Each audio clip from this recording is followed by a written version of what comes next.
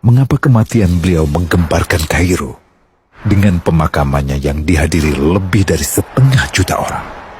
Mari kita simak kisah dari Asosiasi Universitas Islam Mesir ini. Al-Kisah dari kampung kecil bernama Tafahna al-Ashraf, distrik Middle Ghamir, provinsi Dakohliyah, Mesir, ada 9 orang sarjana miskin lulusan Fakultas Pertanian. Lalu mereka pun sepakat membuat sebuah peternakan unggas, sembari mencari mitra ke-10. Namun mereka terbentur modal, maka dengan sekuat tenaga mereka kumpulkan dari hasil menjual tanah, perhiasan istri, hingga meminjam. Meski tidak banyak terkumpul, namun mencukupi untuk memulai usahanya. Pertanyaan tersisa, siapa mitra yang ke-10? Insinyur Solah, satu dari mereka, pun berkata, "Aku sudah menemukan mitra yang ke-10. Siapa?" kata teman-temannya. "Allah," lanjutnya. "Allah akan menjadi mitra usaha kita yang ke-10. Allah akan mendapat 10% dari keuntungan kita. Dengan perjanjian, Allah yang akan memberikan perlindungan dan pemeliharaan, keamanan dari segala wabah penyakit." Akhirnya mereka pun sepakat. Kontrak kerjasama pun ditulis secara rinci dan dicatatkan ke notaris, lengkap dengan peran mitra ke-10 tersebut. Tak disangka, setelah 1 musim bisnis mereka langsung meroket, jauh dari yang dibayangkan sebelumnya. Lalu mereka pun kembali bersepakat menambah jatah keuntungan mitra ke-10 menjadi 20% di musim kedua, dan begitu seterusnya hingga mencapai 50%. Lalu bagaimana keuntungan mitra ke-10 itu dialokasikan? Dimulai dengan membangun sekolah dasar Islam putra, lalu lanjut putri, kemudian sekolah menengah putra, kemudian putri. Tambah lagi madrasah aliyah putra, lalu putri. Tapi karena keuntungan terus membanjir, akhirnya dibentuklah Baitul Mal. Dan mereka pun mengajukan ke pemerintah untuk membangun universitas di kampung. Awalnya ditolak dengan alasan tiadanya akses bagi para mahasiswa.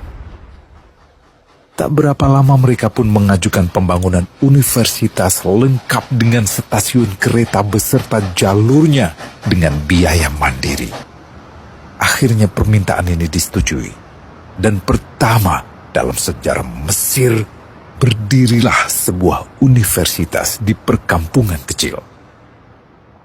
Semakin berkembang, dibangun pula fakultas kedua, ketiga, keempat hingga asrama putri dengan kapasitas 600 kamar.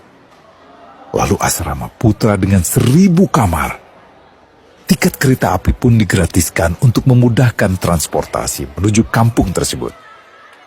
Tak cukup hanya itu, dibangun Baitul Mal berikutnya hingga hilang kemiskinan di daerah tersebut. Dan program ini diduplikasi ke kampung-kampung lain hingga bisa dikatakan tak ada kampung yang disinggahi Insinyur Solah kecuali akan dibangun Baitul Mal untuk warga. Bantuan pun diberikan untuk fakir miskin dan para janda.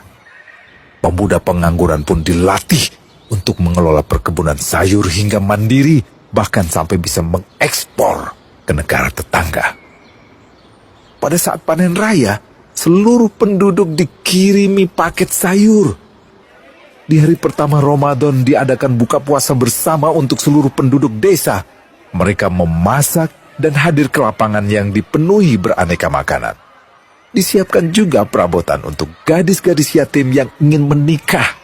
Dan ini semua merupakan sedikit dari banyaknya kebaikan yang dilakukan oleh Insinyur Solah.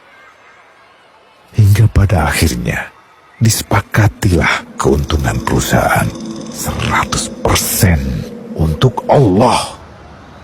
Insinyur Solah yang awalnya adalah salah satu mitra usaha berubah menjadi karyawan Allah. Dia hanya menerima gaji, namun dia memberikan Tuhannya syarat agar membuatnya hanya butuh kepadanya dan hanya meminta kepadanya. Inilah sosok Insinyur Solah Atiyah, aktor utama kisah menakjubkan ini. Keikhlasannya membuat ia sama sekali menolak terkenal di media massa. Dan kini, meski orang yang melibatkan Allah ke dalam bisnisnya ini telah wafat, terbayang seluruh amal jariahnya yang selalu mengalir untuknya. Masya Allah. Pertanyaannya, akankah ini hanya menjadi sebatas kisah saja? Atau menjadi teladan bagi kita untuk mengikuti jejaknya?